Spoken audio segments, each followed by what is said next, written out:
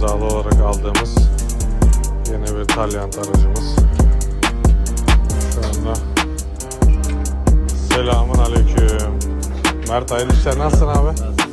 İyi abi, şu Talyant'a parçalar almaya geldik. Yavaş yavaş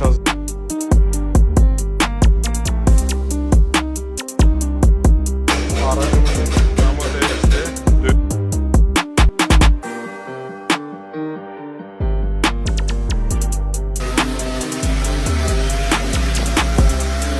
Evet arkadaşlar, şimdi Talyant'ımıza son durum bu. Evet arkadaşlar, aracımızın kaporta işi bitti. Şimdi mekanikçimize geldik. Evet arkadaşlar, arabamızı rota getirdik.